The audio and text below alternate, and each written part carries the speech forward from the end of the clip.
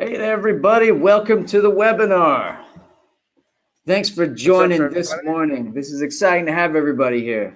So we're going to get started in maybe a few minutes, 2 or 3 minutes. But first off, before we start, we'd love if you introduce yourself. Tell us where you're coming in from, because we've got people definitely from all over the world who are joining us from this webinar. It's super exciting to hear where you're all coming in from. I'm in Berkeley at the moment. Neil's in Saudi Arabia. Mikhail and Jan and Vlado and Jana, the translator, they are, you're in Kozice, right?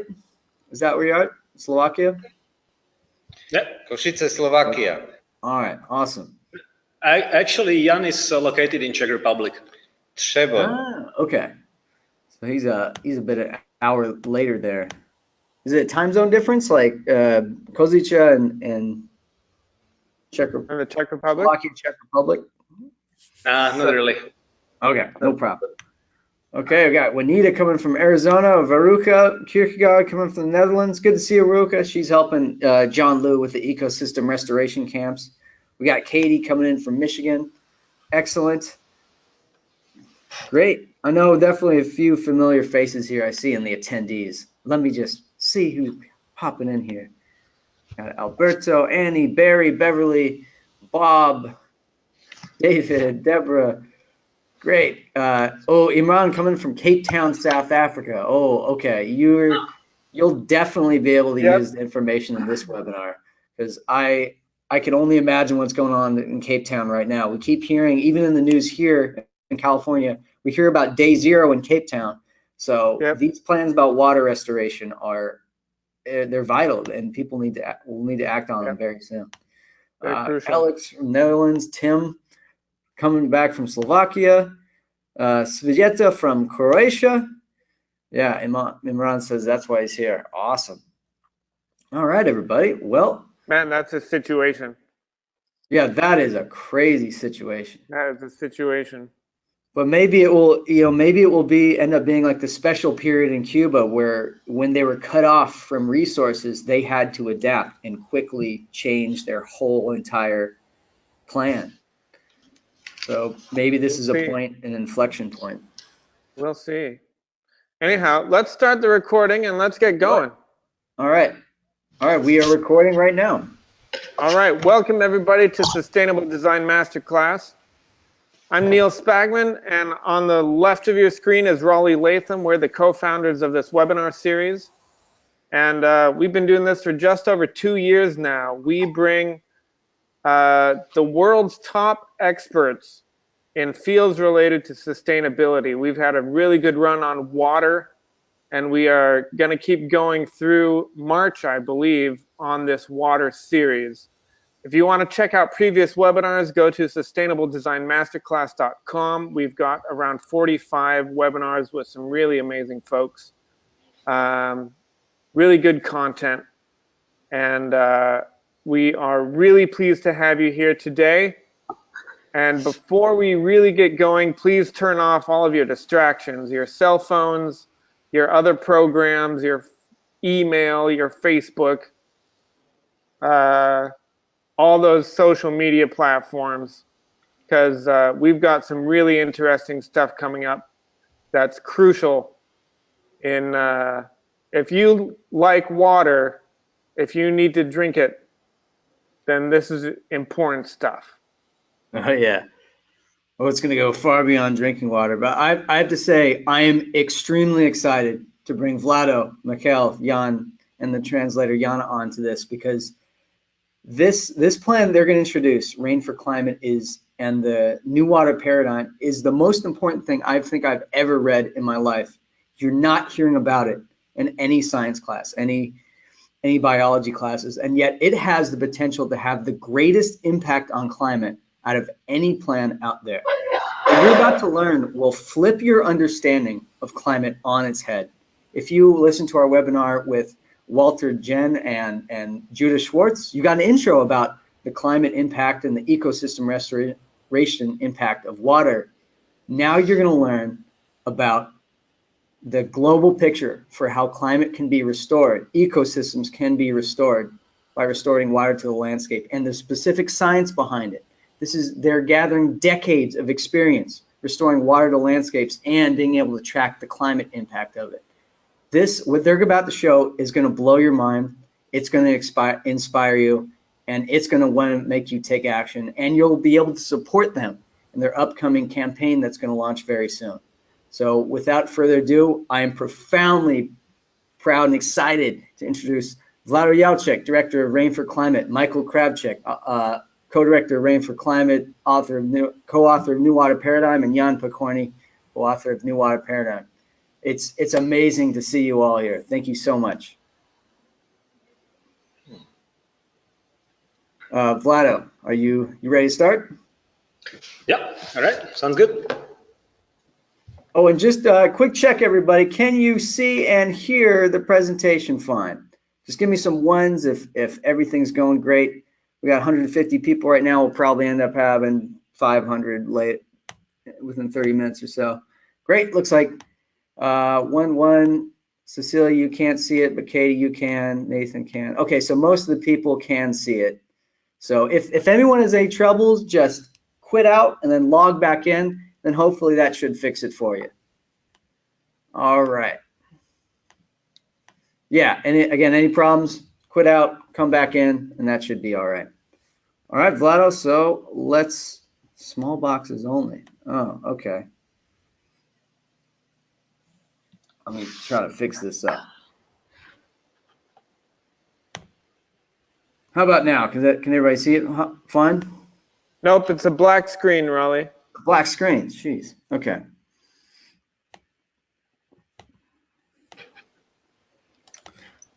Sorry, everybody. These technical hiccups happen, but we'll get through this very quickly. Okay, so I'm doing the presenter view. No, that's not good. That's the small slides. What about now? Is that fine? Still black. Oh, man. Some people can see it, some can't. Okay, Mariana settings black screen again. Okay. So everybody. You had it, and then it went to big boxes on the faces. Okay, let me try it one more time, and if not, we'll just hand it over to Vlado, and he can start it. What about now? Oh, wait. Okay. What about now? Can everybody see it? Yep, that's good. Okay, great. So, yeah, Vlado, feel free to take it away. All right. So first of all, just a short intro, just to complete the logistics. So in terms of the webinar, it is basically logically composed of 2 parts. The first one would be the actual webinar. So that would be myself walking you through the presentation. This is going to take somewhere between 40 to 60 minutes, depending on how that goes. And then we are very much looking forward to a Q&A session, and that's a time when Michal, Jan, and myself, we would be very happy to take any questions, should there be any. So that would be in terms of the call. And let me try to share my screen. Very quick check. Are you guys able to see the presentation in a presenter mode? Vlado, you want me to switch it over to you? Yes, please. Okay, I will do that. So you will be the presenter now.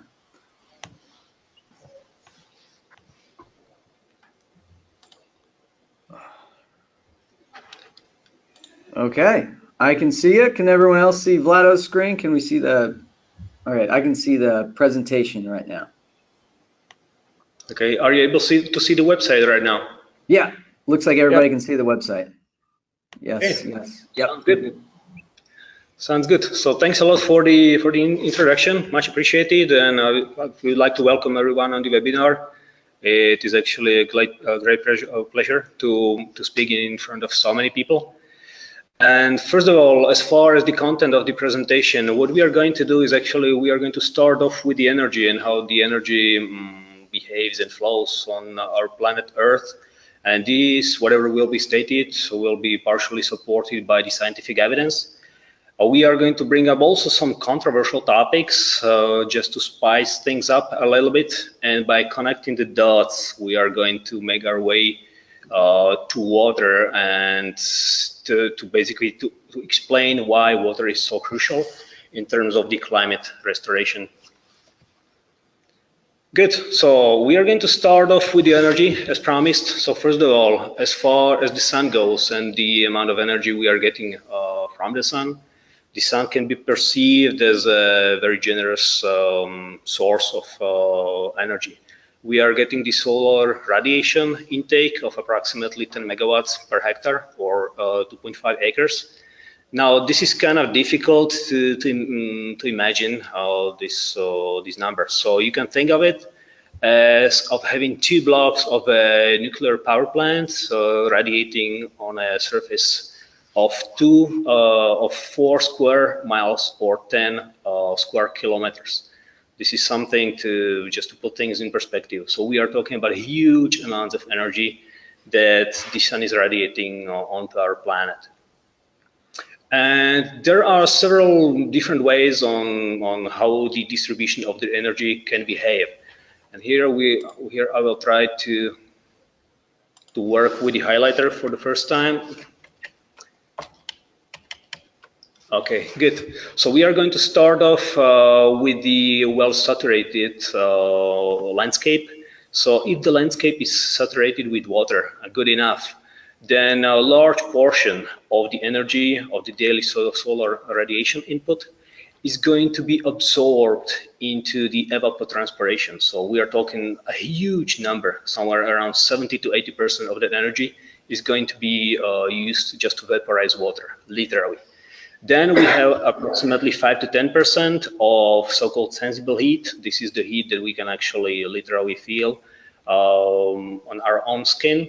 And then we do have some minor 5 to 10% loss in terms of the heat flux to the soil and the reflectance.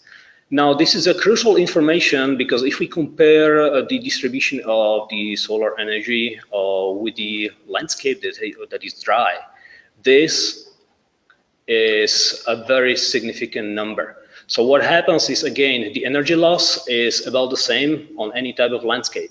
But if the landscape does have very little water, then only around 10 to 20% of that water is going to be used to vaporize it, and the rest needs to go somewhere. And since it has nowhere to go, it's going to turn into so-called sensible heat.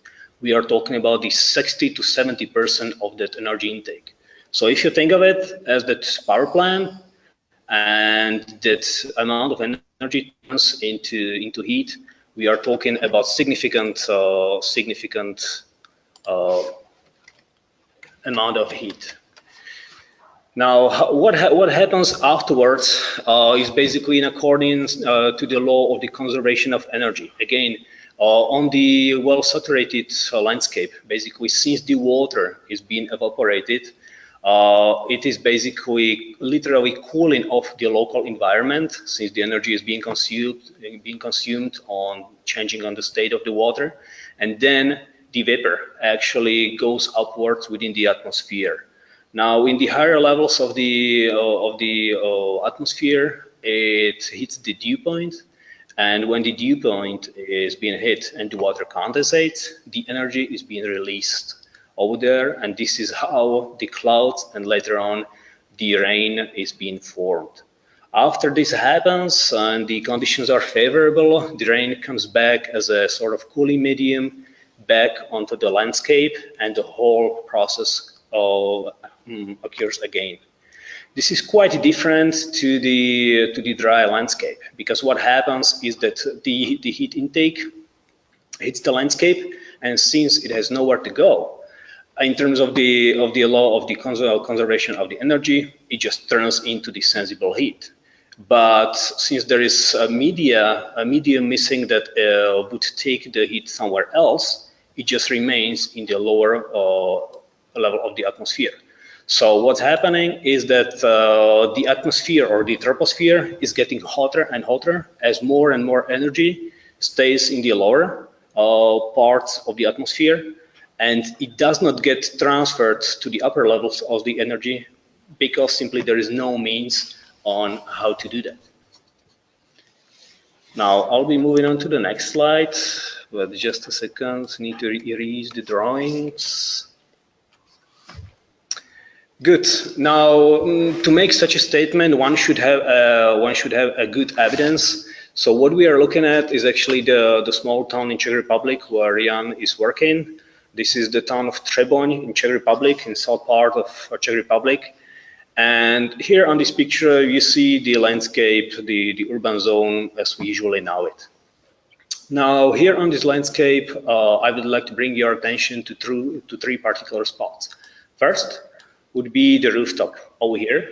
The second one would be the square all the way down. And the third one, just for sake of this webinar, please have a look on the trees, but not on the shady area, but on the upper part of the trees where it's obvious that the sun is shining up there. And this is how the picture looks like in the infrared camera. Okay, apparently I will need to, okay, good. So coming to those three spots, the rooftop is around 37 degrees Celsius, so it is somewhere around 90 degrees Fahrenheit. The square itself is even hotter. We are talking somewhere around 100 degrees Fahrenheit or 40 degrees Celsius. And have a look on the trees. The trees, regardless of whether there was direct sunlight or we are talking about the shade, it is less than 10 degrees.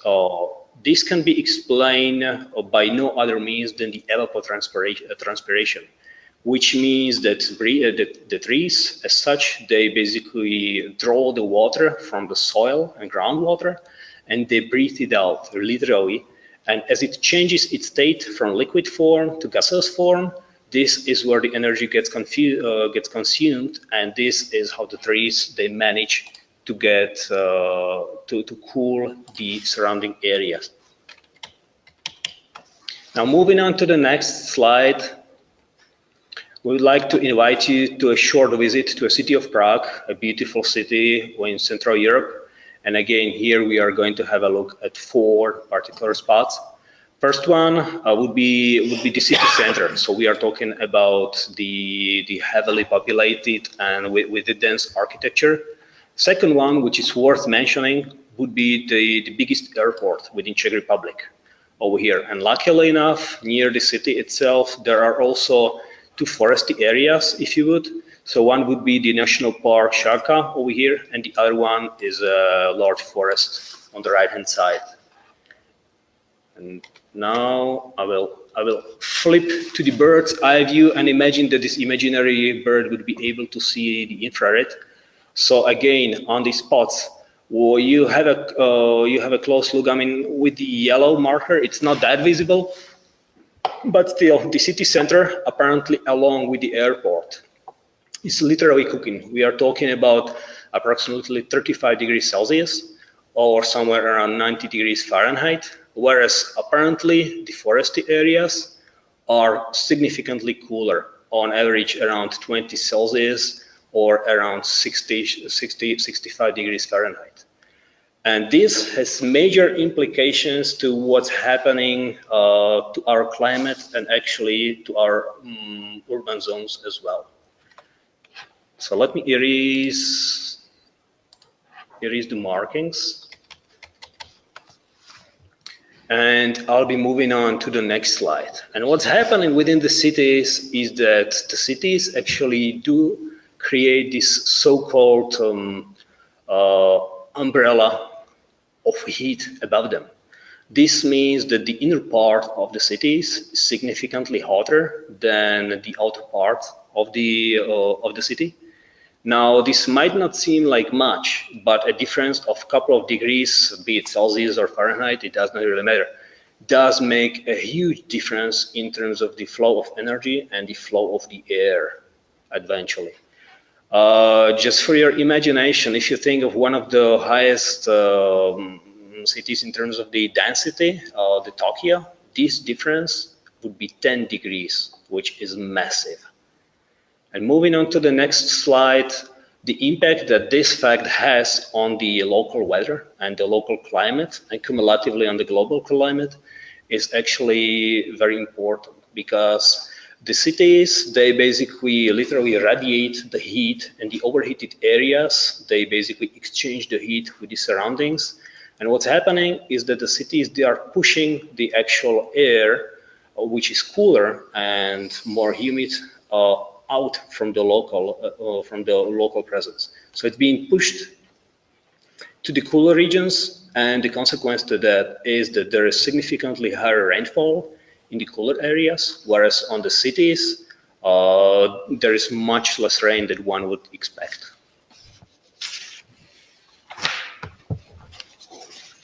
Okay, now moving on to the next slide, we are going to have a look on the actual water cycle. So everybody is more or less familiar with the big water cycle. Now this is basically the exchange of water between the oceans and the continents.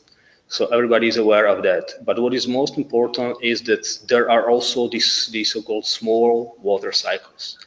Now the small water cycles, so this is basically, you can think of it as a closed cycle of a water which is being evaporated from the region, and then it falls back more or less as in a form of precipitation on the very same region. Now, and this is basically each of those cycles, you can think of it as a small and very efficient AC unit. So it is basically literally transporting the sensible heat from the lower areas, and it is transporting it to the upper areas of the atmosphere, and such effectively it is A, cooling the actual troposphere locally, and B, it is actually transporting the energy upwards where it is being radiated to the outer space. If the energy remains within the troposphere, it's going to cause turbulent phenomena such as tornado and so on and so on. Now the problem is that with the urbanized zone or the industrialized agriculture, is that there is a significant runoff in terms of the precipitation, and there is very small groundwater recharge. And all of the water that is being lost in terms of the runoff is actually missing somewhere. And the somewhere is the actual small water cycle. So the more water we are going to lose in terms of the runoff, the less efficient that local small water cycle is. And the less efficient it is, the less energy it is able to transport to the outer layers of the atmosphere, and the more sensible heat remains in the surrounding troposphere. Now let's have a look on what was just told as a run chart in time. So basically, as we have this runoff and this old paradigm style architecture, there is, over the time, there is lesser and lesser evaporation and infiltration in terms of the water. Now, what this happens is that locally, apparently, there is also precipitation, which is basically diminishing over time. And the consequence to that is that over the time, the small water cycle is getting weaker and weaker and weaker as the water is being drawn somewhere else. The consequence to that is that there is significantly larger amount of energy which remains in the troposphere. The amount is increasing, and it is increasing up to the point that the turbulent phenomena will start to occur more and more frequently. Now, moving on to the real life from the graph, what we are looking at is actually one of those turbulent phenomena, which is the heavy rain. I mean, the heavy rain as such is basically nothing else but a high density cold or cooler clouds with huge humidity, and these are pushed or clogged together because they have no means on how to disperse on the larger area. And what happens is that in this fashion, you are going to get heavy rain on a small area in huge amounts. And on the rain actually then drops on the landscape, but the actual landscape nowadays looks like this. So as we started to industrialize the agriculture, What's happening is that we are massively deforesting the landscape.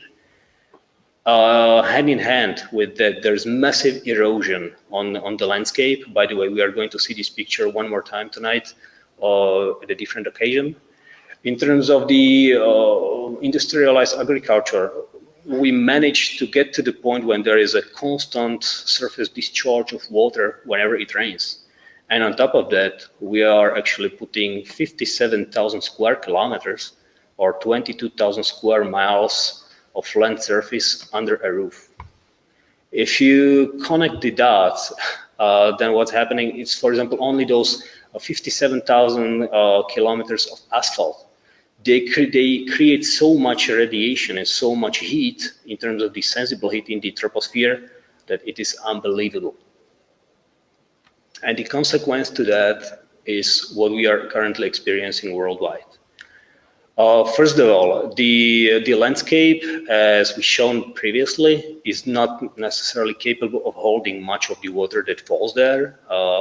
And once we get the heavy rain, the flooding is almost imminent. And with such heavy floods, we are losing also soil. We are losing sediment. We are losing all of the essential parts of the soil. And eventually, what's happening is that the desertification takes place, and we are going to turn the landscape efficiently into semi-desert or desert. Now, related to that is that apparently it's very difficult to live in these areas. So associated with the desertification, there is the immigration of people. So we are talking about large quantities of people moving to different areas. And when you have these climate change immigrants, as we call them, these people move around and they destabilize the local economies. And once the economy gets destabilized, the whole system falls apart. Now, today we would like to focus mainly on the US because we do have a good data set on the US. So this picture actually shows the primeval forests as they used to be and as they are as of today on the continental US. Now, as you can see, apparently in the 60-20s, half of the continent was actually half the forest, the primeval forest. We are specifically talking about the primeval forest due to the fact that this is a very efficient ecosystem in terms of the small water cycle. And apparently, as the forests were diminishing, they were replaced by industrialized agricultural land, urban zones, and also managed forests. But the managed forests, the human managed forests, are different to primeval forests. And it is quite common then managed forests do lack water as well. And consequence to that is that now we are going to have a look on the actual real life scenario of the superstorm Sandy. So this is what the continental US inland looks like, and it is quite common. And once this type of land receives heavy rain, it's not able to absorb it. So once there will get heavy precipitation, it is almost constantly underwater. And this is how it looks like when the Sandy did touch the continental US. Now, this happened in 2012 in October timeframe, and this was actually prior to the record drought in the US. And this is the drought monitor from August the 12th. But apparently, whatever date you would choose around this year, the map would be more or less the same. So you can think of it actually as sort of a heat map as well. So we are not looking at the drought only, but the darker it is, the more sensible heat there is, and the more energy there is being absorbed within the local troposphere. And hold and behold, this is where the superstorm Sandy landed.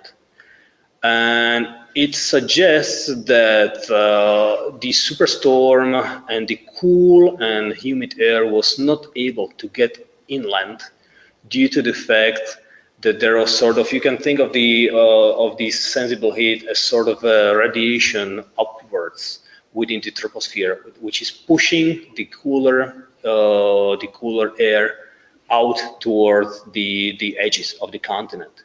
And this is how it looks like, what happened with Sandy. And Sandy, as many of the hurricanes, is being born just by Africa, by the coast of Africa. And as they travel, they basically get the strength, and then they are within the Gulf of Mexico or around the continent of the US. They are basically taking the curve in this fashion. Now, this would be a little bit sort of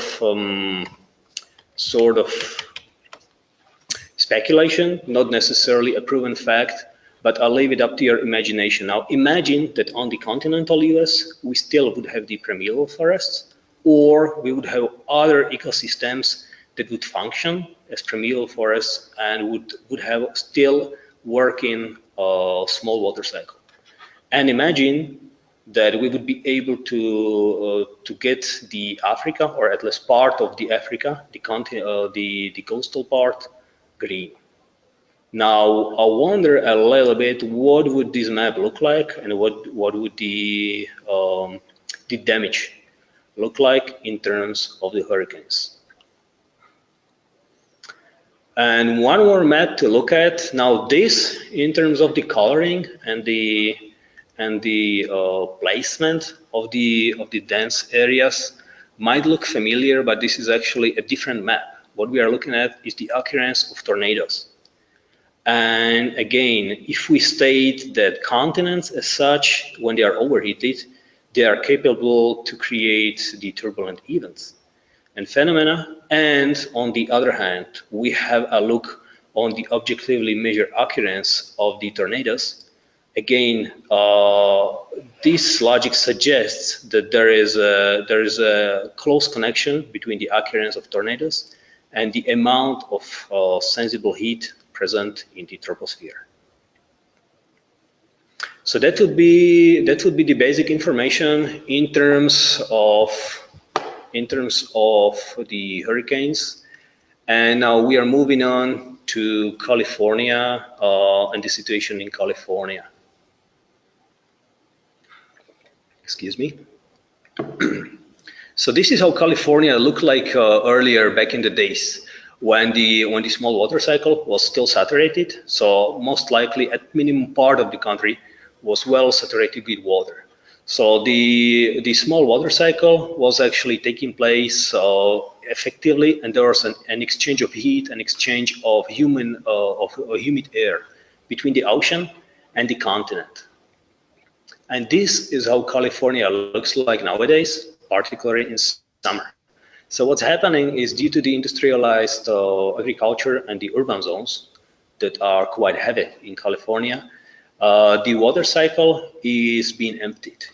And actually there is barely any left in terms of the water. And what's happening is that the colossal amount of energy that is being radiated upwards is actually pushing the humid air from the ocean outside. So it's not letting the humid and cooler air in because of the pressure.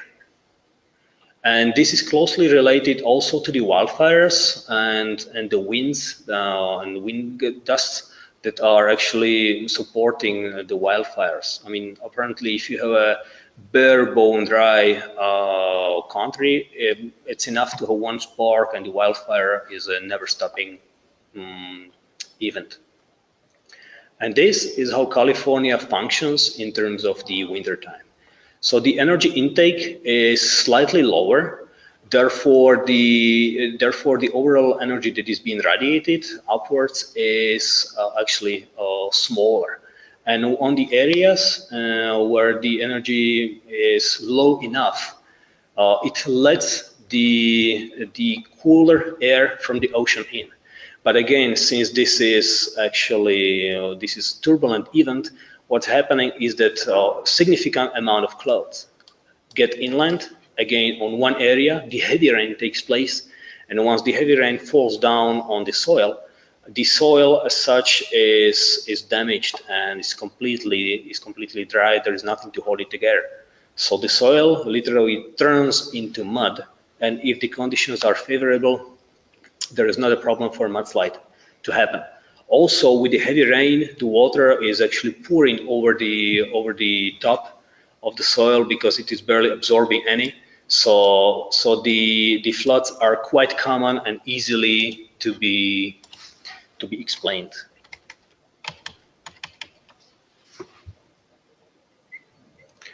And now let's have a look on California again on the run chart in terms of the time.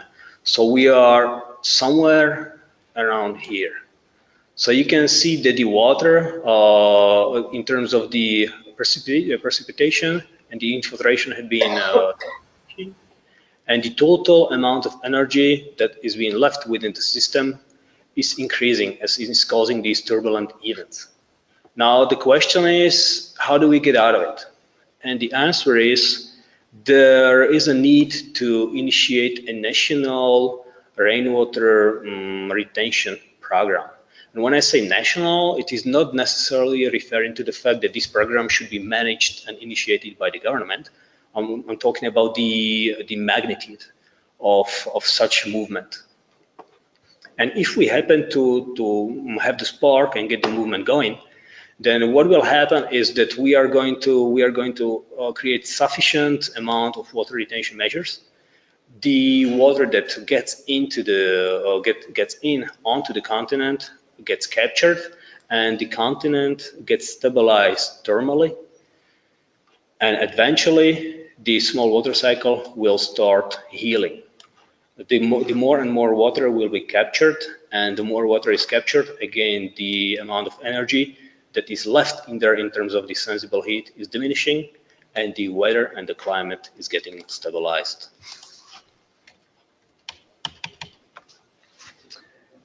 So now it's probably the best time to have a look on the old water paradigm versus the new water paradigm. So what we are looking at would be actually two schemas of the two. So first of all, and most important, in terms of the water as a source and a reserve, the old water paradigm perceives the surface water to be the precious one. So you can think of it as these huge dams that are being built. Whereas the new water paradigm states that it is the rainwater, and actually the rainwater within the ecosystems that is both the source and the reserve. This is absolutely crucial, the statement within the ecosystems. So it is not about capturing the rainwater only. It is about putting it back to the ecosystem to have it at work. Now the second one, the second difference would be the rainwater, where the rainwater is perceived as inconvenience, so we just need to get rid of it quickly. Whereas in the new water paradigm, we want the rainwater to be retained, and we want it to enter the local ecosystems. Also, there's a statement that the sealed soil has barely any impact onto the climate change, and when I refer to the previous slides, it is just the opposite. We just shown that the sealed soil, at minimum, has the potential to release colossal amounts of energy within the troposphere. So this suggests that it has very much to do with the global warming, or we translate this into that it has very much to do with the extreme weather events. And in terms of the responsibility, everybody's pointing fingers at the water experts on the rainwater, on the old water paradigm, due to the fact that not everybody can build a dam. But in the new water paradigm, basically anybody can get involved with the rainwater measures. And that's why we are getting the communities involved. And that's why in terms of the groundwater recharge, this is significant as opposed to the old water paradigm. The evapotranspiration again is significant against the old water paradigm, where there is barely any, and the runoff. Our goal is not to have any or very little, whereas in the old paradigm, everything is being channeled away from the area where the rain falls.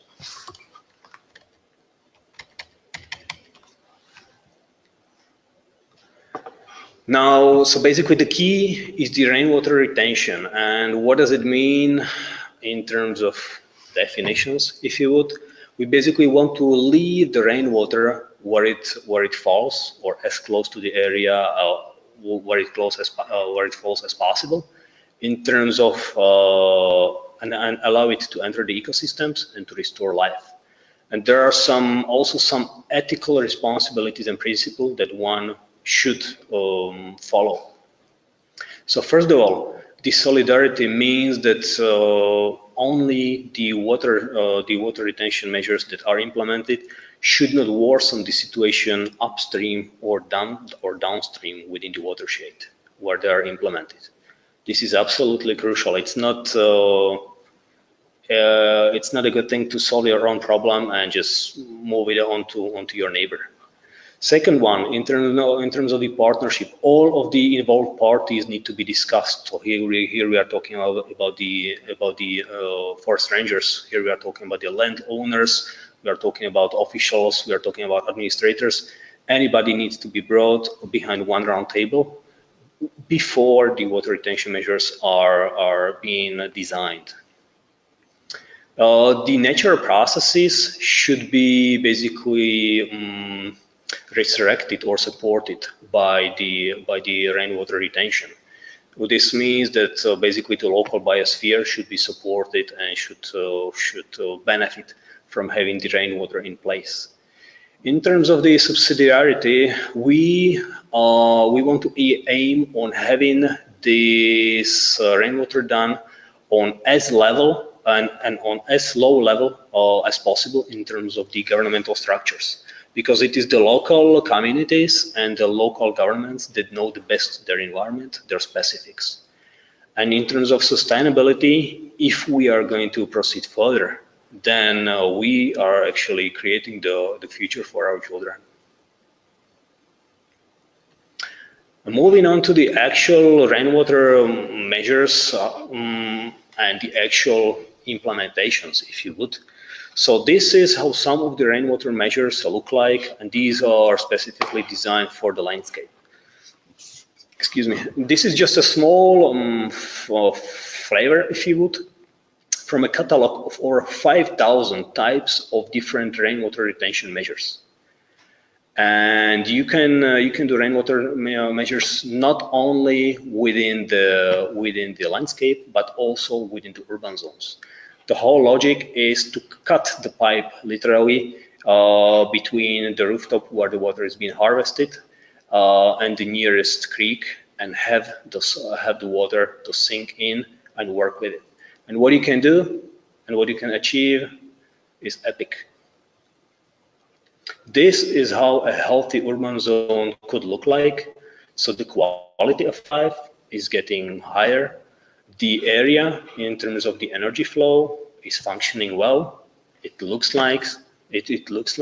All the benefits in the local ecosystems, they are actually, you can think of these as a local ecosystems with a life on their own.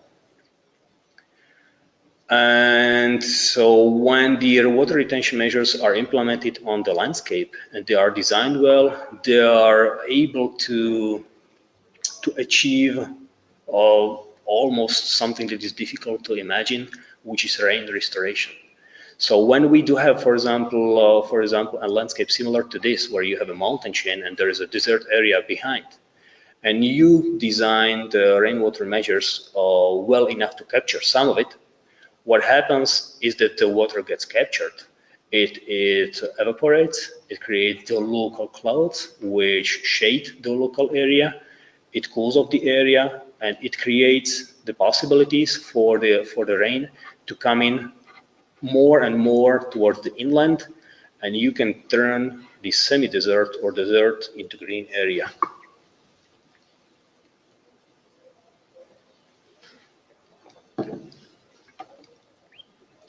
Now moving on to the real life implementations and something that we have experienced on our own skin. So in 2010, there was the Landscape Revitalization and Integrated River Basin Management Program, as we call it. This was basically a national program in Slovakia.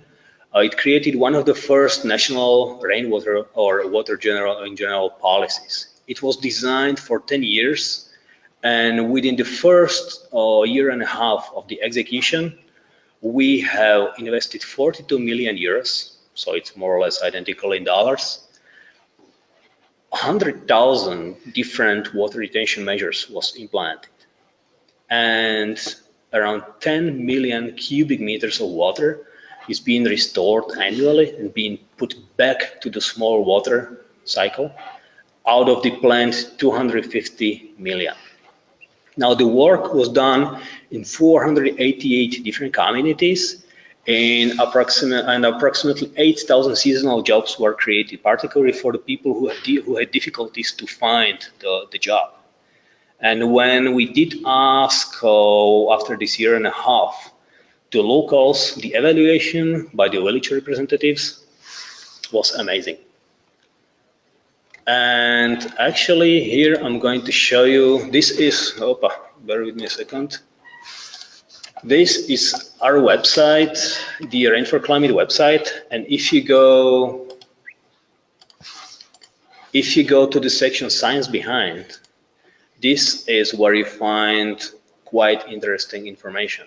And some of this information is also the proof of concept locations where this actually does work. The first one that is being listed there currently is the Slovak National Program. And here I'm going to show you a couple of pictures, how it looked like when the program was run. So these are the water retention measures that are being built within the landscape. Now, all of the materials, as you may notice, is the local material. So there is no need to pay the extra cost in terms of the economy and also in terms of, for example, the carbon dioxide emissions on having some specific material imported. This is all of the local materials that are being used and that are being implemented directly into the ecosystem. And this is how it looks like when implemented. By the way, all of these water retention measures, it was 10 years ago. They are still functioning. Michael has new pictures, which he brought up recently. They are still working just fine. And you can distinguish between the soft ones and the hard ones, where the soft ones are the ones that don't require concrete to be poured in. So this is a small taste of what they look like. Now also the heavy machinery is being used in some of the areas where necessary. And this is how it looks like in the open landscape. And these are the hard ones. So these do require the construction effort. So this is just a small taste of what it looked like of this Slovak National Program. Now I'm flipping back to the presentation, and this is a small example of a side effect, if you would, of the water retention measures. So the bottle here on the right-hand side was actually picked from the creek that you can see running over here on the right-hand side, and the clear bottle, I mean the clear content bottle, was picked from the dam you are looking at. So you can see the amount of sediment that is being actually captured by the rainwater measure as a side effect. So this is not only capturing the rainwater, it also helps to prevent erosion and loss of soil. And then, interestingly enough, the program got stopped. Now, one might ask, why is that? So basically, the situation as it was at that time in Slovakia was that we did have a destabilized government, a new general election took place, a new political party won, and their decision was to stop the program. Regardless of the fact that the program brings benefits to everybody, regardless of your skin color, your political views, or your gender, or your geographical area. Nevertheless, one political decision was enough to stop an amazing piece of work. And here is why the Rain for Climate. So I'm going to flip back to the Rain for Climate website and talk a little bit and flip it back and forth about the Rain for Climate. So the Rain for Climate is actually a rebranded new water paradigm. And the goal of Rain for Climate is to bring the new water paradigm to ordinary people who don't necessarily get involved in terms of revitalization and so on and so on. So that's why precisely this is what we stand for, Rain for Climate. And the slogan, Restore Your Weather, we are stepping away from the intangible concept of climate change, which almost no one can do anything about, but everybody is familiar with the weather, and particularly with extreme weather. Almost anybody had experienced some. So hence the Rain for Climate, Restore Your Weather. So our goal is actually to become an umbrella program, and particularly for communication outside. We are talking about different people. We are talking about different communities. We are talking about different countries. We are talking about the communication in a global, international one. This should be also an umbrella program in terms of the campaigning, because united we stand, the more we are going to achieve. I mean, it doesn't do any good if company A calls this ABC, let's say in Americas, and a company B calls it XYZ in Europe, because the people's attention just gets distorted and they get confused. Our goal is to unite and make this a big international movement where we are working and pulling one direction. The second goal would be the center of excellence. So our goal is to cooperate globally, and also to be sort of the data repository of the valid information. Now, what happened is previously when Michal and his colleagues, they have released the book Water for Restoring of the Climate, people started to sort of cherry pick on the knowledge, and they started to call it their own names. They started to implement it partially, successfully, not to full extent here and there. And this is what we don't want to do, because it hurts the concept when someone implements this not the right way and it stops functioning in a couple of years. It does not do any good for the philosophy and the whole thing behind. So that's why our goal is actually to deliver the quality that is so that this, in terms of the rainwater measures, is functional. It does stabilize the weather. It does help the floods and erosion efficiently enough. And also in terms of the data repository, in the science behind section, to which I brought you already earlier, you can find anything over here, and this is for you to use. You can find the rainwater paradigm book. You can find the different movies over here. You can find the scientific publications which are supporting whatever is being said right now. You can find the proof of concept locations. Actually, with our partners currently, we do have at minimum one project on every continent where there is a human being living permanently. We are actually processing it over here. I still have 3 of the projects in my inbox that I haven't had a chance to process yet. And we are going to upload them over here so that this would basically support whatever we state, and that this is not only theory, but it is working in real life.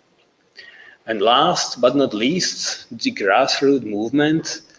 This is sort of a buzzword, but this is very closely associated with the Slovak national program that we did talk about earlier. Our goal is to work with individuals and start from the bottom up, and to work with people and to work with the landowners to create the sufficient buzz and to create the sufficient attractiveness of the concept and to shift this to mainstream. And once this will become mainstream, the politics will follow. The Rain for Climate, there's actually a couple more concepts to it. The fact that we are able to measure the results, the fact that we are using absolutely um, novel models in terms of the processes and the disruptive model on how everything will work and how we want to achieve this long-term sustainable. Due to the time constraints, we are not going to discuss this further right now. But this is just to let you know that these three will be discussed in greater detail in reference again to real life examples on the webinar number 2. And now, where are we with the Rain for Climate? Now I'm going back to the Rain for Climate website, and on the milestone section, you are going to find again everything that was ever done and what is being planned to be done over here. So we are moving down from the 80s, we are moving through the feasibility study, and we are entering the global rollout phase. So Michael was actually touring the US last year. We initiated the Rain for Climate, which you are looking at as we speak. So the first of the webinar right now is already part of the global campaign launch that we did. What is there to follow is that we are going to be running a crowdfunding campaign probably towards the end of April, early May. Also, the new version of the New Water Paradigm book would be coming up shortly, collecting points of views of different authors and the years of experience gained. We are going to create an exciting Rehydration Global portal. And all of this is being published, again, for anybody's view, so that people know what is it we are doing, people know what our goal is, and this thing is fully transparent. Now, in terms of the experts, currently on the team section, there's quite a few people already involved in here. So this is the core team, out of which you are looking at two people right now. The advisory board. This would be, for example, Rajendra Singh had accepted the invite recently, I believe about 2 weeks ago. More people are coming in. So these are the experts from, at this point, 8 different countries. These are the top-notch experts who are working and associated with the field. The resources on the Science Behind section is being put together as we speak. The global campaign is launched. And here I'm actually about to close the webinar with a statement, what can you or your friends do for the moment? You know, as every moment we are heavily dependent on people and on effective communication. So for the moment, if you wish so, and if whatever was told does make sense to you, please do follow up on the social media, sign up for the newsletter, use the contact form, get in touch with us by any means, spread the word. And please support us on the crowdfunding campaign once we are going to launch it, and we take it from there. Well, and I thank you very much for the moment and the time that you spent with me. And Raleigh, I guess I'm giving you the word back. Ooh, wow. That was incredible. Thank you so much, Vlado. That I kind of got emotional hearing that, because we see it all happening right now. I've been through 3 wildfires this summer. You know, Italy, California. We have friends writing in from Spain dealing with wildfires. You know, we see all these patterns coming together, and we know we all have to do something together. And that's why I think Rain for Climate is one of the best chances we have of actually restoring water and creating a stable future for all of us and all of our children. So I encourage all of you, like, please follow up with this work. And the best thing is we can organize these kind of projects. We can follow up using these guidelines and organize it ourselves by working with people like Vlado. And when this Kickstarter, when their crowdfunding launches, I encourage you all to support it because it's super important. We need it all right now, and it's uniting so many amazing concepts together.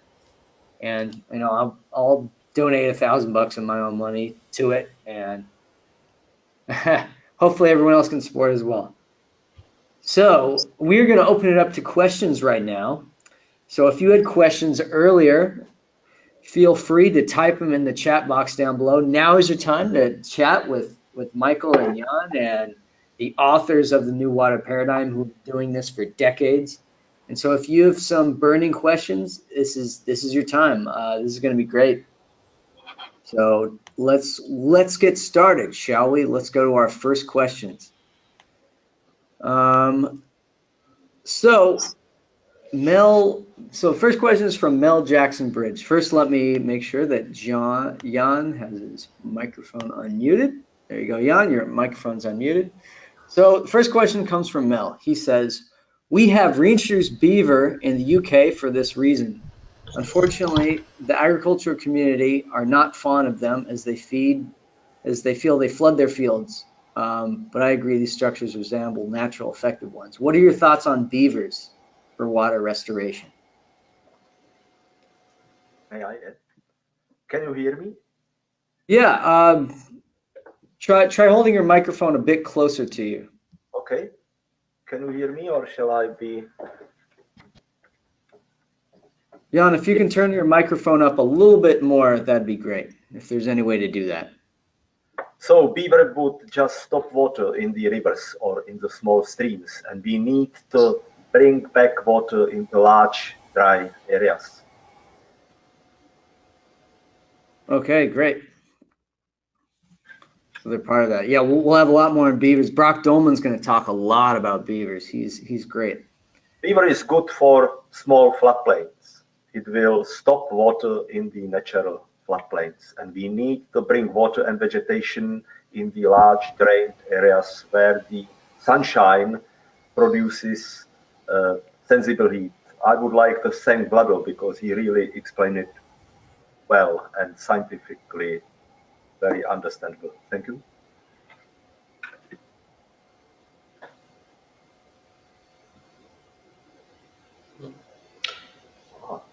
Raleigh, you're on mute probably. My bad. You're right. I was muted there. All right. Next question is from Marcelez. She's asked, how do you see the financing of rolling out Rain for Climate? Is there a business case? If I may, I will take this one. There is a very sound business case. Please join us on the next webinar where we are going to talk about the long-term sustainability. It all makes sense. Whomever we talk this about, it does make sense. It would take probably an additional 30 minutes to explain the whole concept. That's why there is a specific webinar dedicated to that. But we have thought of that. Just to give you a short answer, there are healthy economic laws behind this. All right, great. So next question is from Alberto. He asks, dear sirs, have you heard about sowing and harvesting projects? I'm from Peru, where these projects are implemented decades ago and have important impacts on increasing the quality and quantity of water. So have you heard about sowing and harvesting projects in Peru? I can answer, and I know about a lot of restoration projects for rainwater harvesting in especially in countryside, in landscape, in agricultural land, in forest, and dry land. And some amazing project is about close to Mexican US boundary, which is managed very smart and nice lady, Valerie Austin, which are helpful to stop erosion and to harvest rainwater to dry lands, especially in Mexico, close to US boundary. This some very nice projects are in different places in Latin America and historically, and a lot of project was developed on the principle to rainwater harvesting. And some big project which I know it is in India and especially in states Maharashtra, and its impact from this some NGO group which is Water Organization Trust develop project and help for poor farmers, and with a big area for more than 900,000 hectares. And what was happened after starting this project? It is to starting dramatically increasing underground water table, together with increasing food production and big stability and develop a local economy, together with return people which are moved away after desertification process which was closed about 3 decades before. Awesome. Thank you, Michael. And one point will be idea around with this rainwater and rain for climate webpage. Idea is to harvest globally a lot of best practices which are developed on all continents. That's beautiful. So next question is from John Rulak. John is an amazing philanthropist. He's the founder of Nutiva. He's launched so many projects on ecosystem restoration. He's got documentaries coming out. But he's asking, how would you respond to elected leaders if asked how many years would a region see improved rain? Ako by ste ale vládam a zvoleným predstaviteľom, keby sa vás spýtalo, koľko rokov to bude trvať, kým uvidíme nejaké zlepšenie výsledky? Yeah, and it's I think if we will be starting in some like in Slovakia, after 10 years it's possible to restore good stable rain with decreasing extreme event of heavy rain and with increasing of soft rain. And if you are looking in, for example, in Spain, which are very drastic desertification process, if you will be massive starting to rainwater water retention measures like from south to north part of Spain, I am sure will be after 10 years processing will be great success, because I know very nice project in Tamera in Portugal, and it is this project, it is only 140 hectares for by permaculture techniques, and it is unique how is different space between dry lands outside from agricultural lands and in Tamera best practices. And this project is like one great system which can to restore not only water in the landscape, but with support of vapor water to atmosphere and to pumping of rain water to small water cycle, and to increase balance of water in atmosphere with condensation to against to landscape. Right. Thank you. Next questions come from Marushka. She's helping at the ecosystem restoration camps. She asks, are you planning any form of courses or education for people who want to join you in these efforts in the future? If one is already working in restoration and they want to implement your knowledge in your approach. Yeah, and we have a lot of idea, and we are trying just now to massively develop and to explain new water paradigm in principle and to starting campaign. But we are completely voluntary group in Central Europe, and we know that we need to help to sharing of its knowledges and to build capacity for perspective. For example, in March I have a presentation in Prague. In March we have with Jan a workshop around another project which is connected to sustainable integration management for protect water, energy and food security and climate system. And I think it is very important to develop not only local but national and global movement for to massive restore of and harvest rainwater to dry landscape. If I may, I would also add that to one of the products, if you would be the e-learning and possibility also to attend the course physically with us. So there's a chance that coming up shortly, there would be sort of boot camps where we call people in, we fly in either to Americas or somewhere in Europe, and we do a boot camp in duration of a couple of days just to jumpstart the knowledge sharing. So yes, it is coming up. And we have another project which is connected to Erasmus from European Union to educate youngsters to help to deeper understand new water paradigm and principle restore of water in small water cycles. That's exciting. I've been to workshops where with Quivera Coalition they've built check dams, and they are so awesome to take part of. And I can only imagine if you put on any of these workshops in Latin America, in the States, people would love to go to them. That would be so exciting.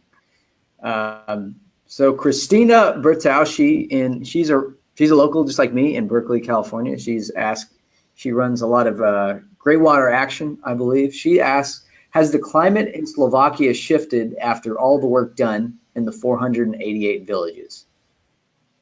Či sa vlastne klíma na Slovensku zmenila po tom, čo sa urobilo tých 488 opatrení v nejakom... Yeah, and historically in Slovakia was a very humid and very nice landscape and green. And in last couple of decades was drastically destroyed of small water cycle and more dry, and with prolonged of period without rain. We know that it's from research that annually lost from Slovakia 250 million cubic meter of water away to streams, river, and to sea. And the whole program was to build water retention measures with volume 250 million cubic meters. And we starting this program in 2011 in practical implementation. But after 1 year was stopped new government. And problem is this solution is extremely cheap and was implemented in 488 communities, together only 10 million cubic meter of water retention measures volume, which means it's only about 4% from whole volume which was planned to implement. And just now it is not possible to say that it is climate is restored, because it is necessary to prolong for whole system to restore in whole Slovakia. But we have extraordinary great examples on the local level in different parts which system is working, because in one community was built approximately 30,000 cubic meter of water retention measures, and plan was in one community to build in average 120,000 cubic meter of water retention measures, and we have in Slovakia 2,800 communities together. Excellent. So the next question comes from Susan Cousineau. She's a soil scientist. She's asking, How would I get in touch with Rehydration Equation LLC in Merced, California? It's mentioned on your website as a local affiliate. Please use the contact form. The contact will be channeled to us, and we talk to Rehydration Equation on a weekly basis. So we are going to get you connected. Awesome. Okay, next question is from Nathan. He says, I'm living in Alberta, Canada, and we're expected to lose a forested area the size of France because of drought. I might be able to help get these ideas to the minister. Does any expert want to help out? Čiže žijem v Kanade, v Alberte a vlastne očakáva sa, že stratíme obrovskú plochu vlastne lesov. Bol by som asi schopný dokonca dostať vaše nápady k ministrovi, ak je tu niektorý z expertov, ktorý by vedel v tomto pomôcť. Yeah, and in March last year, I was together with my friend from New Hampshire, from Jane Lambert and Matt Mackey, in the Victoriaville. With Victoriaville is this east part of Canada, and on the Bulstrode River basin, and we analyze about many possibility how to implement and help to increase of water retention space together with stabilization hydrology of Bulstrode River together with creation of water sources for community in Victoriaville. And this is example, an idea was to implement such example and pilot model which will help for example in Canada. And our team is this Maud Barlow, which is this famous lady from Canada, which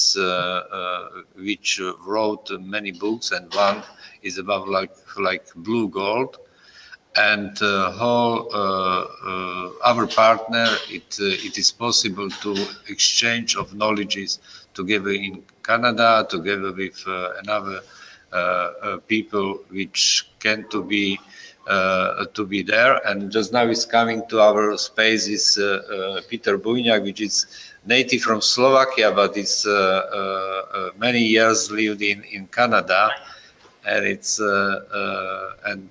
he tried to disseminate these knowledges to Canada too.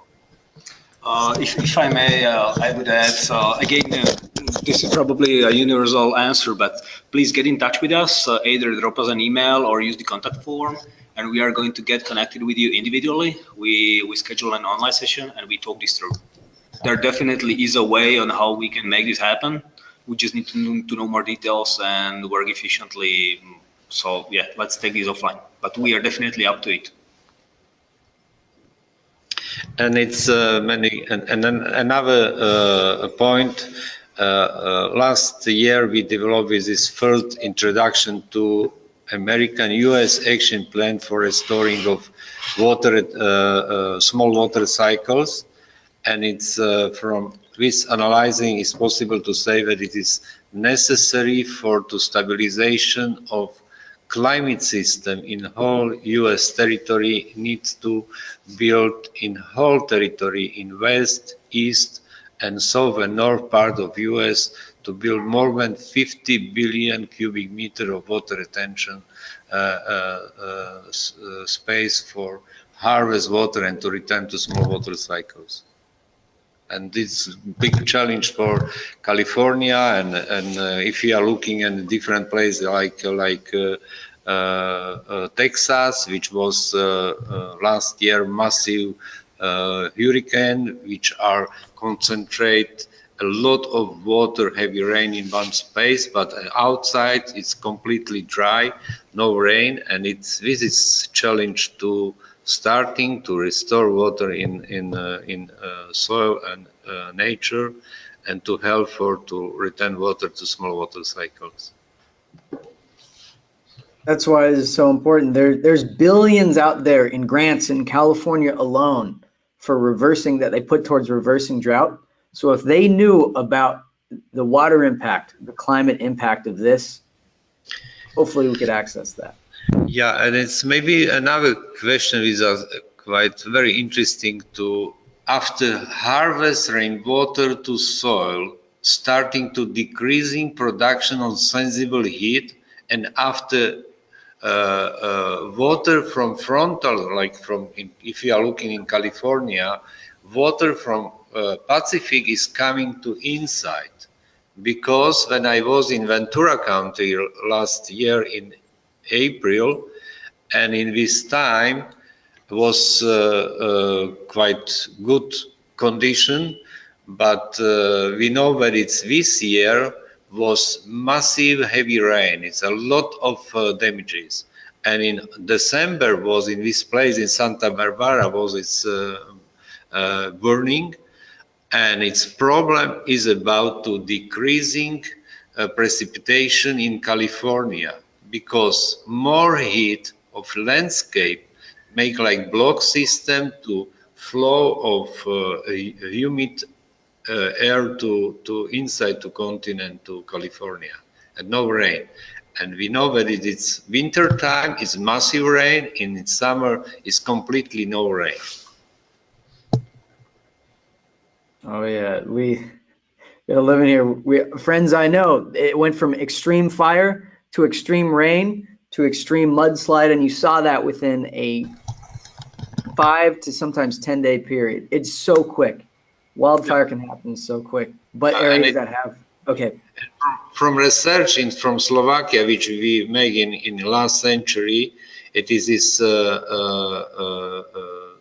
water cycle is completely destroyed, and one problem is about to prolonged period without rain, and we have just now, for example, 2, 3, 4 weeks no rain, and after is massive rain, especially in summer period in Slovakia is massive rain with heavy flooding situation.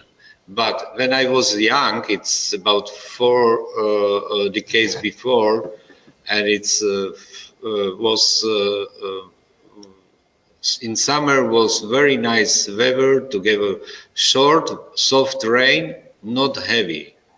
And problem about destroying, because just now in one day from Slovakia is producing to atmosphere more than 200,000 terawatt hours of sensible heat. It's energy which are flowing and change of flowing of clouds, and this change and distribution, time and space change of distribution of rain. And we need to restore. It is not natural. It is impact from human activity to change and destroy the small water cycle. And we can to do it, to restore.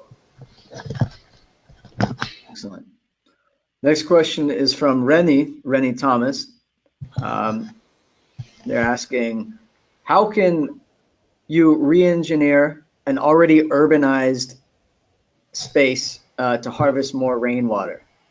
He's referencing Bangalore as a city as an example that says it's a lot of flooding and groundwater declining in the area. Čiže ako sa dá zmeniť zóna na to, aby sa dala zostúpiť. Take water, you need more green infrastructure in the town, and you can control success looking at the surface temperature. What Vlado showed, it was the Landsat picture of Prague, and you can control whether you are going in the good way, whether your surface temperatures or surface temperature of your town are going down. If they go down, it's cooling by the evaporation.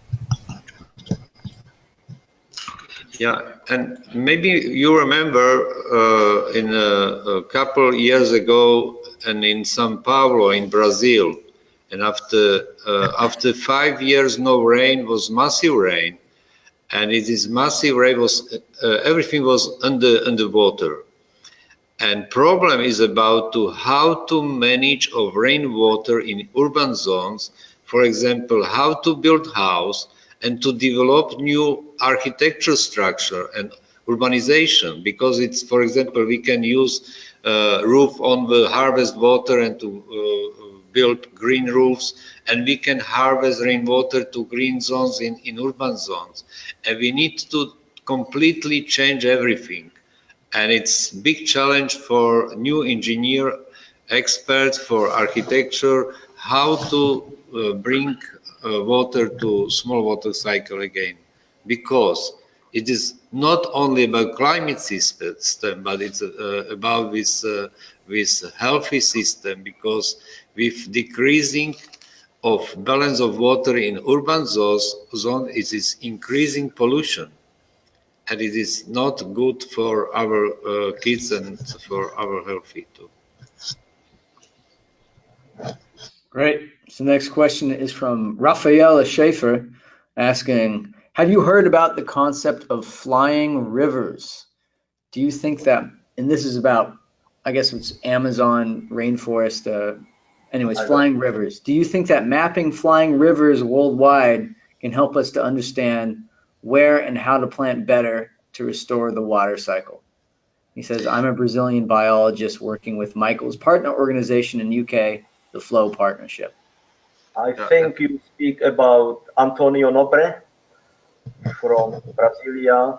This concept of flying rivers. We are in touch together. They show the role of Amazonia virgin forest in the pumping of water from ocean. If we are close to biotic pump theory, which shows how the rain is attracted by the large forest areas. So we are in touch several years with the people who work in this to explain the role of large forest complexes in the continental rain. So idea is that if you go from the coast towards continent, where there is a forest, there is a rain even 2,000, 3,000 kilometers inside the continent. But if there is no forest, like in East Africa or Australia, the rain declines after several hundred kilometers. Yeah, it's another my short comment about is this flying river, and it's I think from my personal point of view, it is impact from increasing production on sensible heat to atmosphere, because I say about in one day in dry summer season, it is produced more than 200 terawatt hours of sensible heat to atmosphere. And with energy moderate of flowing of clouds in atmosphere, it's one. And second, and it's a lot of different dry lands around the world starting to push to flowing of clouds in Earth atmosphere, which are more cool, like close to mountains, close to humid space, which are more cool. And with this, maybe it is necessary to bring some expert for numerical modeling, how to find this interaction between production of sensible heat of the concentrate of massive clouds in one space in atmosphere. Excellent. Next question is, okay. Oh, okay. Question is from Bronwyn Plaret asks, is your system as effective on landlocked land as land on coasts? Flat versus mountainous land, low inherent rainfall versus higher? Takže bude váš systém rovnako efektívny aj vo vnútrozemí, ako aj na pobreží, respektíve v oblastiach, ktoré sú hornaté alebo rovinaté. Či je tam nejaký rozdiel? Yeah, and it's our recommendation is starting to restore of nature from damaged landscape, because we have damaged landscape in mountains and lowlands and different places, and it is this solution can to help in different places. If you, for example, if you are looking in Australia, and last week was massive hurricane on the west side of Australia, and it if you will be starting this system to implement of rainwater harvesting on the nature water retention measure in landscape to harvest water on the dry lands. After that, it's starting to growing more water which are returned. And if we will be systematically build this space in inside to dry lands, and it's possible to maybe 10, 20 years to return rain in the inside of a continent like Australia. If I may, the actual solution, this is not like a general methodology that you roll out flat and you're done. This is fully customized solution for each territory, and the uniqueness of the territory needs to be taken into account. So regardless of whether you're sitting in the mountains or lowland or the coast, the solution will be fully customized according to the local conditions. But generally speaking, from the logical perspective, it is universal. The implementation is fully customized in order to make sure that you are going to get the best out of what you got.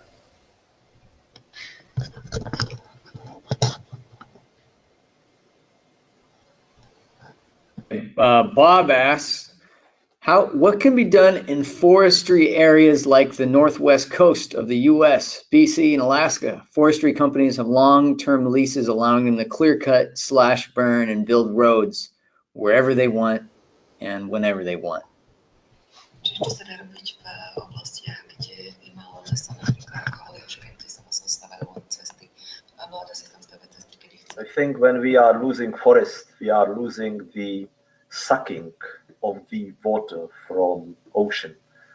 The question is whether we are able to mimic role of natural forest in the cultural landscape.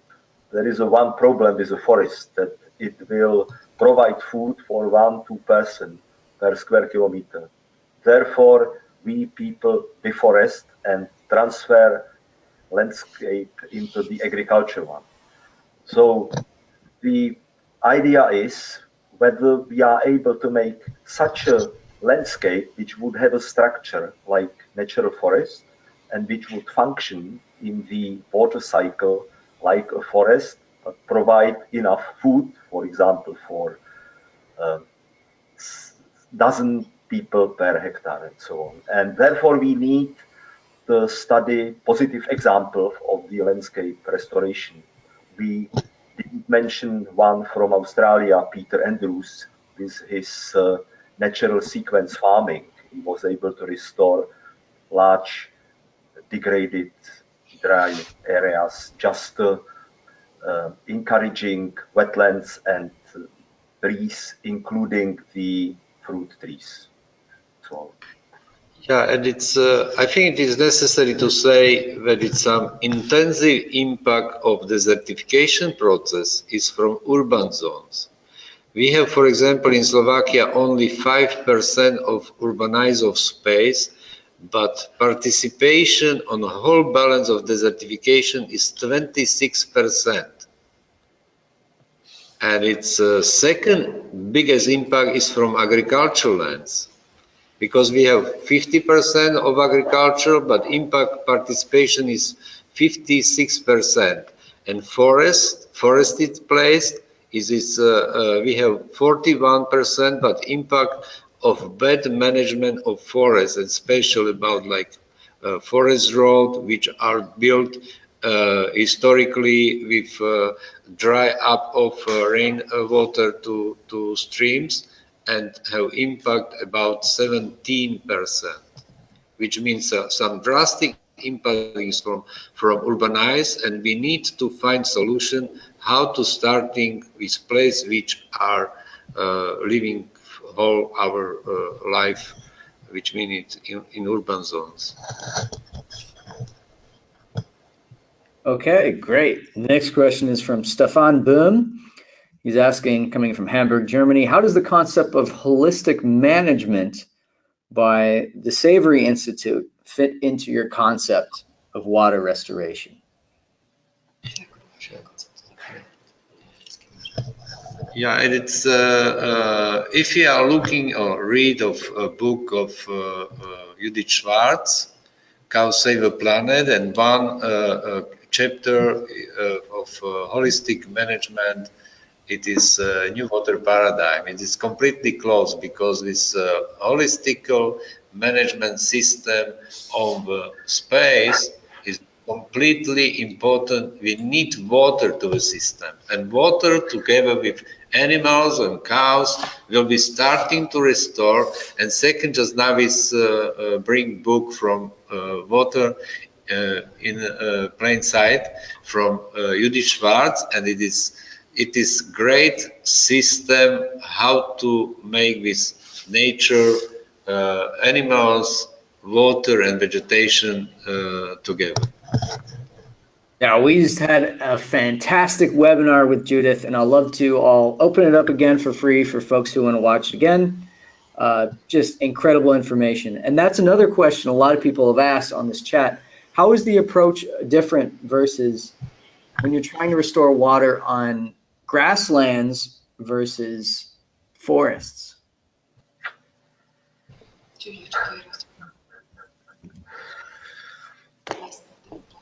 Yeah, if we have damaged landscape, we need to harvest water, and water starting to have intensive impact on the photosynthesis process. And photosynthesis process is grassland and trees and so on.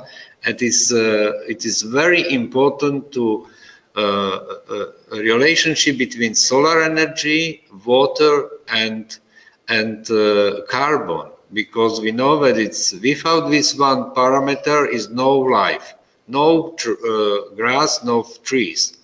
And if I just now remember for Willy Rippel, which is a famous professor from Austria, which developed, and he many times said to me, water is a software for processing of nature and to burning new life, together with microchemical and biological processing, together with grassland and trees, which means to starting from microstructure to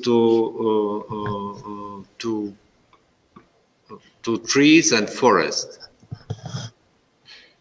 I think grassland will not manage itself. We need higher structure which would distribute solar energy via water vapor. It's not difficult physics. You have latent heat, which means the amount of energy you need to evaporate 1 liter of water. From 1 liter of water, you have 20,000 liters of water vapor, and solar energy is in this water vapor, and it will be released in places which are cool, where the dew point is reached. And it's a way how the nature with the water and plants equalize the temperatures between day and night. Therefore, in desert, we have early morning very low temperature and afternoon very high temperature. And in the forest, we have not big differences between the temperature morning and afternoon, because from the day light, the energy is taken into the water vapor and is released in night or in places which are cool. Excellent. Another question from Rennie asks, for Michael, you mentioned about Watershed Organization Trust in India. What is your plan to involve organizations that are working at the grassroots in land reclamation and groundwater rejuvenation under Rain for Climate? Jaki je váš plán na to, abyste zapojili ďalšie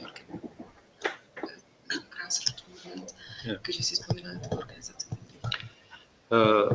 From my point of view, is it some best that it's everybody of citizens on planet Earth are responsible for water, and it's like Vlado say above is responsible is not only water engineer, but water is responsible of a community level, and it's one. And second, we need everybody from us needs to thinking how to with water which are coming from God to our space, to ecosystem, how to return to God again after using, not to push and splash to streams and river.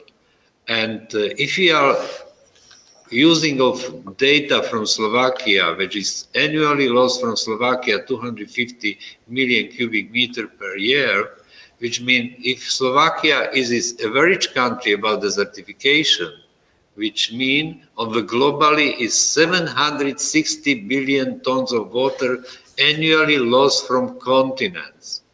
On the sea territory it is 2.1 millimeter. And we need to thinking about to dry up of lands of continent and how is sea level rise is one.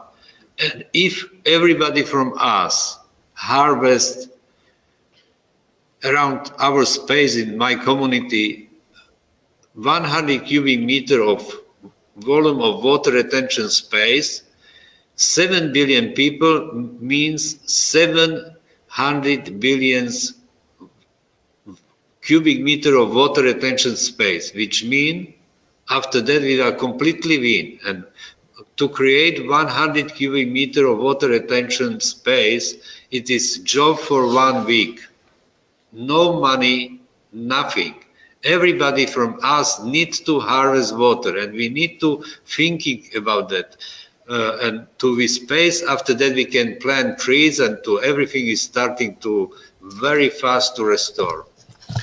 Well, if I may, I'd like to add that we are working actually with the organizations individually as well. So it's not on individuals only, but we actively seek out connections in terms of the organizations. If you happen to be a member of one, please have them or you approach us, unless we already did approach you. And then we work with each of the organizations on the details of the partnership, how it's going to work, and to make sure that this is a win-win situation, and to make sure that the knowledge, like Michael said, water is everybody's business. So every individual should get involved, and these organizations are actually the means on how to reach them much more effectively than trying to reach the individuals themselves. So definitely we are up for working with anybody. Just get back to us. Yeah, if you are just now looking to Africa, for example, we need to calling to people and foundation.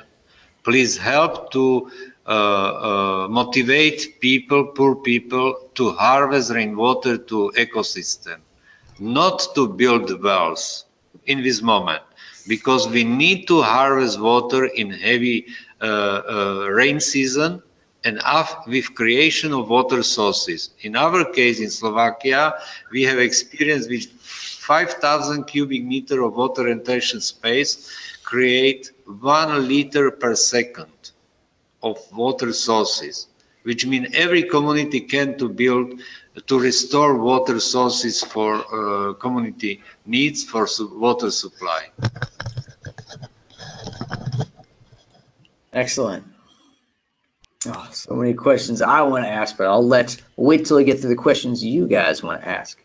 So there's questions from Neil, Mark, and Henry, but Neil's first. He asks, if doing restoration, in doing restoration work on already greener areas, is it better to prioritize areas that have higher sensible heat first, or areas that have lower per sensible heat?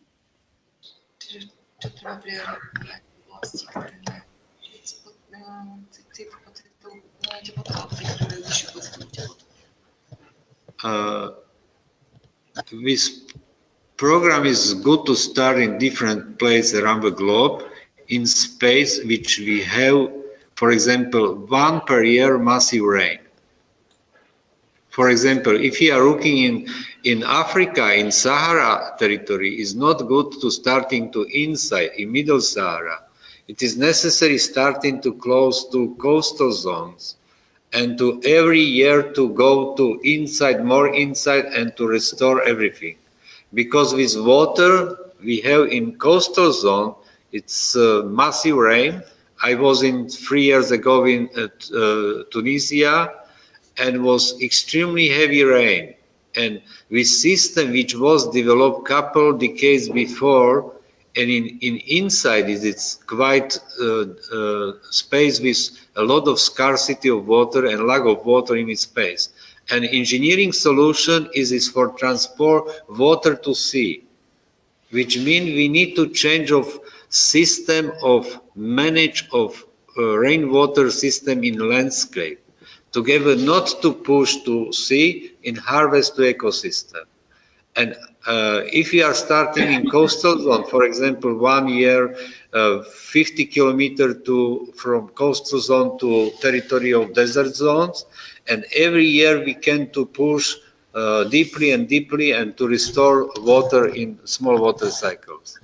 I think stop water where is it possible and encourage plants to grow there, because aim is that the water evaporates through plants, because then biomass will be created and then carbon for soil and you will refresh soil. So again, where it's possible to stop rainwater, stop it and encourage plants to grow, to make plant biomass, which is alive, which then dissipate or distribute solar energy via water. Excellent. So Henry asks, U.S. long-term military planning places water shortages as the biggest threat to peace. And that is definitely true.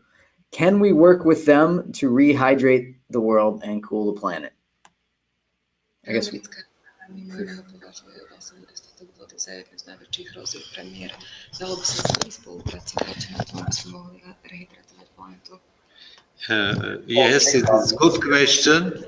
Yeah, it is good question. I was a couple years ago in Almaty in Kazakhstan on the conference about scarcity in Central Asia, and donor for this conference was NATO from US.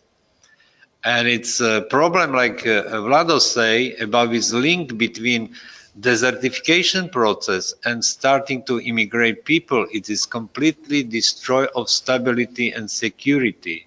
We know about case in Syria, and in Syria, I know that it's from 2005 was dramatically decrease of precipitation and about 25%.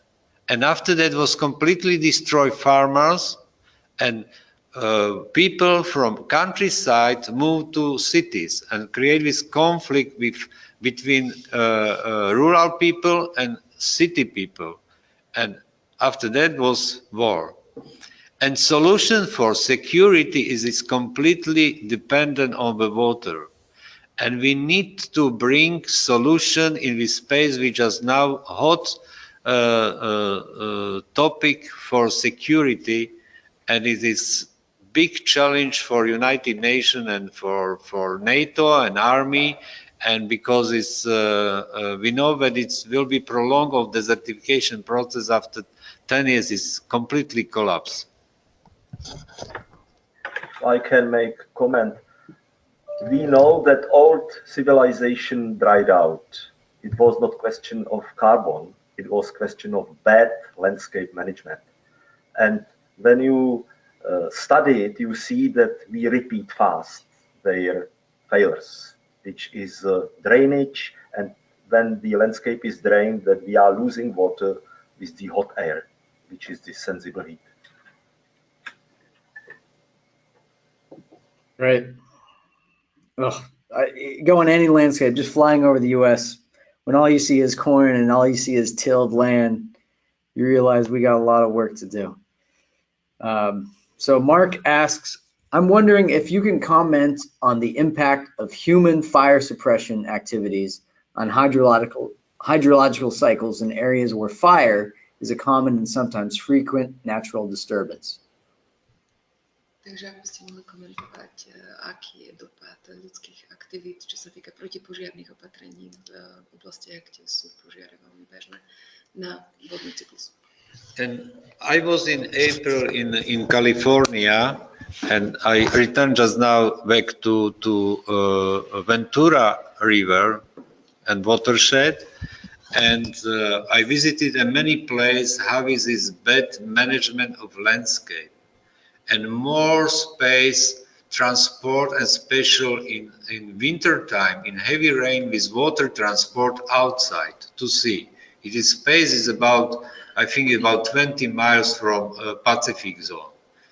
And problem about fire is completely dependent on the states of water in nature, which mean we need to develop methodology how to manage landscape together with keep rainwater on the lands.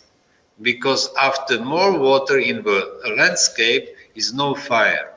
This is completely simple solution.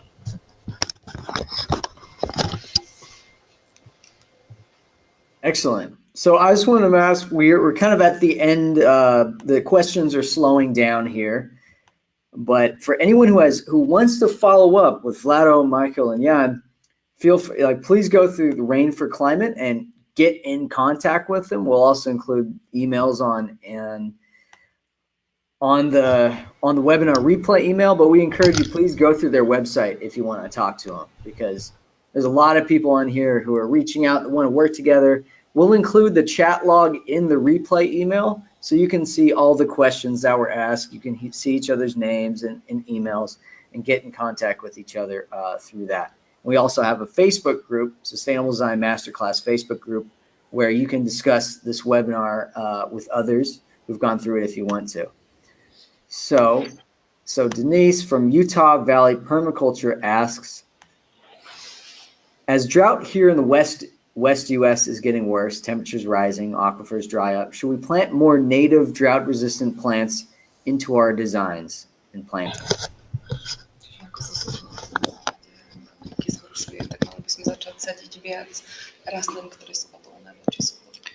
Yeah, and in 2004 in Slovakia we have heavy storm in High Tatras National Park. Was completely destroyed 12,000 hectares in one windstorm. It's about 1 hour of period. And it's after that, my NGO, People and Water, was starting to implement many water retention space at first, and second, planting of trees. Which means first what we need just now to harvest rainwater to ecosystem, to damage landscape. When I was in Maharashtra in around with this watershed organization Trust, after many decades was completely destroyed ecosystem in with dry lands and damaged landscape, and with a group starting to restore of forests with first etap to rainwater harvesting on the slope and to build like contour drains, swales, and to harvest and water to ecosystem, and after planting of trees. Because if we are starting to planting trees and we have, for example, 6 months completely dry period, no rain, it is not possible to help and to restore of a new forest. First, it is necessary saturate water to soil and to bring water for new planting trees. Excellent. So next question from Fernando Spalding in Brazil. He's asking, is there any kind of tipping point in terms of area to be reforested to get a longer time sustainable rain effect, like in their chart showed?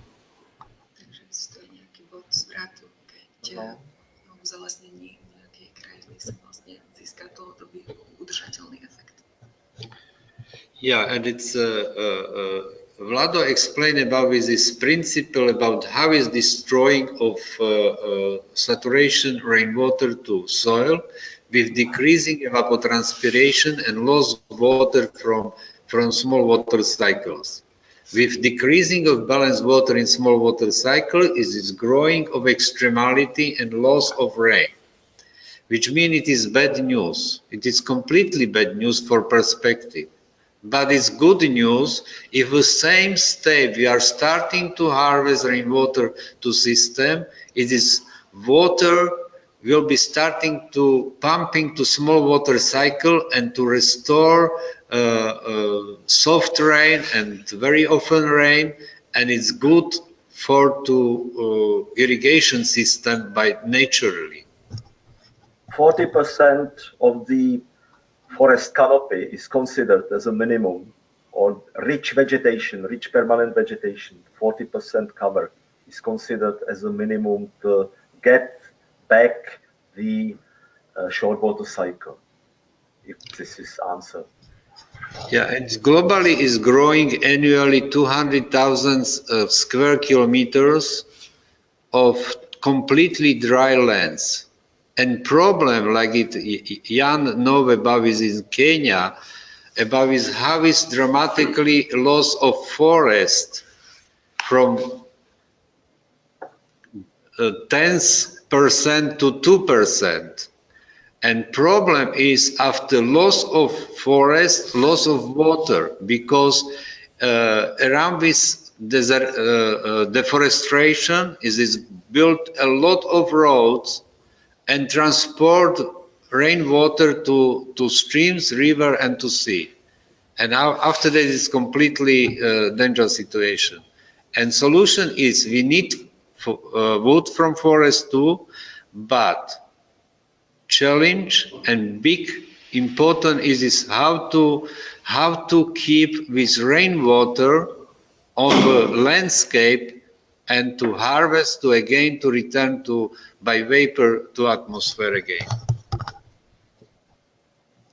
Excellent. So Fernando, as a follow-up question, he's asking, where can he find the rainwater harvest catalog mentioned in the presentation?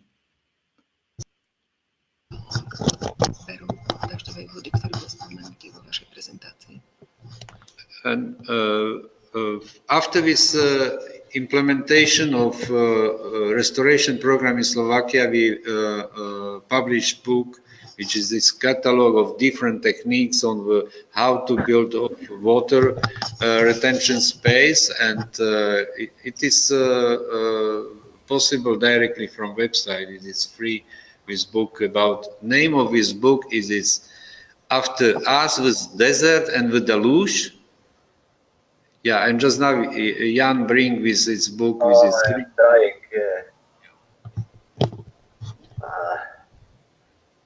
Yeah, it's up there. It is Slovak English version book, but there are a lot of photos. About, I don't know, maybe 300-400 photo documentation from experience from 2011.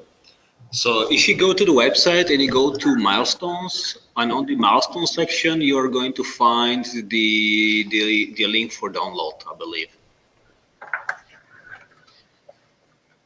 If it's not there, I still haven't done my homework and I need to do that, but it definitely is going to be there. But I'm fairly certain it is there, but yeah, just in case. All right, well, all good. Hopefully that answers your question, Fernando. So it's From Desert to Deluge. It's on the site, and I guess I'll make it more prominent. Yeah, After Desert and Deluge. So before we kind of wrap things up, I wanted to just encourage you all again. Again, everyone's getting the replay for free. We're going to keep it up as long as we can, whether that's 10 days, whatever. We could keep it free forever if you guys all really want that. But Rain for Climate is very important. They're going to launch a crowdfunding campaign in a bit more than a month from now. And we're going to keep doing webinars on water.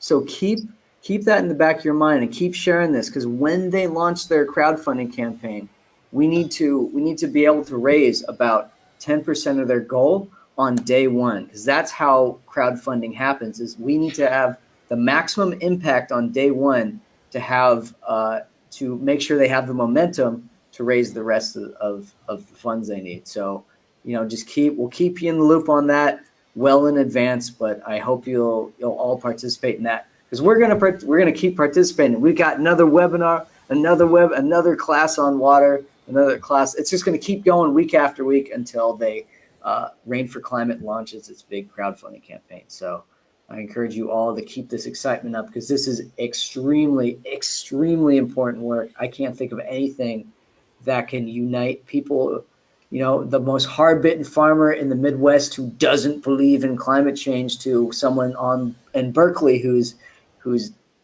you know, just making urban permaculture workshops. This unites everyone under the same umbrella. And so I hopefully you can keep acting on this and keep being a part of this campaign. So thank you very much. Let's move to the last questions. So I guess this might be the last question. So it's from Henry Swayze. He asks, are some trees more effective at enhancing the water cycle than other ones? I realize species are required to be appropriate to the climate present.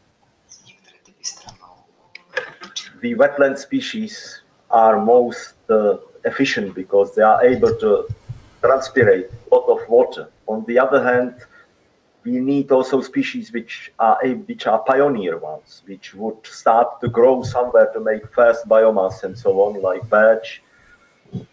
So the answer is yes, there are species which are able to pump a lot of water and cool the environment, and there are species which are not so efficient. Yeah. Willows are the wetland species which can stay with their roots in the water and they will die. They are very important. And it's another comment, and it is extremely important to vapor water to atmosphere, because with water which are vapor by vegetation to atmosphere, it is not lost. With water vapor, it is bring rain again to ecosystem. Excellent. So it was actually my bad. I fooled you there. There's two more questions. I missed one. It was from Rennie. This is a question about the Indian monsoon. And he thought he had a conflict. This is directed at Vlado. He says, monsoons in the Indian subcontinent are an important event. Does massive urbanization mean there will be less rain? And he says, on the contrary, we've actually seen a lot of flooding in cities. But according to your explanation, this heat will push rain clouds away from urban heat islands. He's asking you to clarify.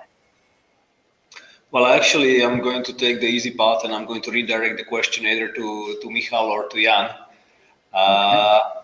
So that's the way I will play it. You know, that's what we have the scientists for.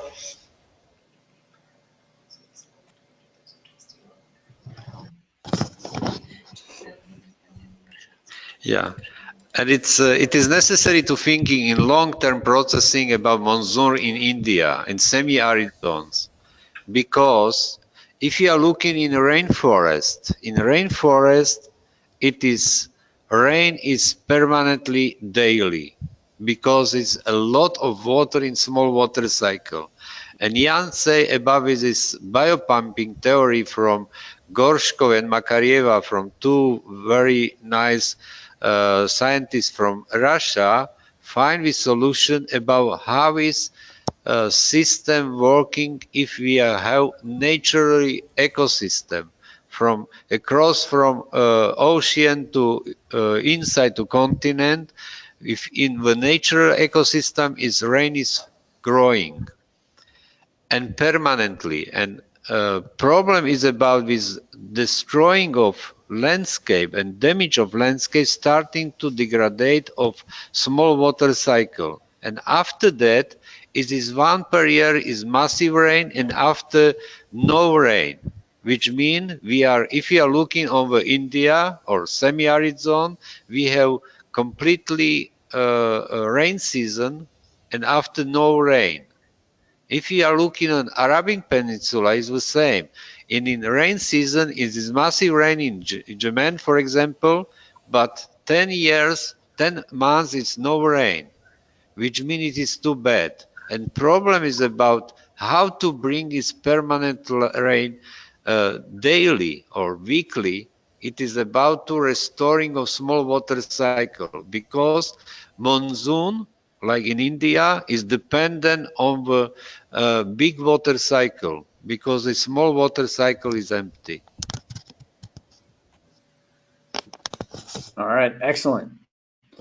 Okay, here we go. Last question, and I'll let let you all have the night off, because it's about 10 p.m. there in Slovakia and Czech Republic. So these guys have just been doing such an amazing job preparing for this all day, all week. So I hope all of you, I think I'm actually at about 270 people show up, but I hope you all got a ton out of this presentation. I know I have. I've been insanely inspired, and I cannot wait to help out this even further. But my last question, I think we'll end it with this. I'll be selfish. Is I live in an urban area where there's a lot of urban space, and there's also some marginal land, some grasslands nearby. What is more effective for catching rain? Is it in the urban space on urban lots where about 20% of the land is devoted to, or is it on the land nearby where like grasslands nearby? What's more important?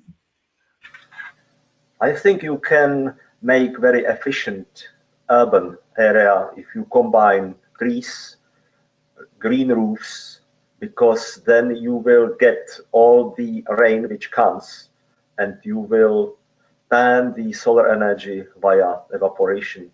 If you have one tree which would evaporate 100 liters a day, and you multiply it by 0.7 kilowatt hours, so your tree cooled 70 kilowatt hours a day, which try to express it in the money, how much you will pay for the 70 kilowatt hours for cooling. And your trees cooled with the efficiency of 70 kilowatt hours, which is efficiency of 2-3 air conditioned systems. But air conditioned system heats environment. Your tree just save energy for the night and so on. Excellent. Thank you, Jan. Yeah, maybe we're thinking about doing curb cuts and do lots of rain gardens around the neighborhood. So I think that'd be one good way to do it. All right, everybody. Well, Rena says it's 2:30 a.m. here in India. You are a champion for sticking around till 2:30 a.m. Especially for those of you in Australia who tuned in. You turned in at 6 a.m. to be a part of this. So thanks so much for doing that.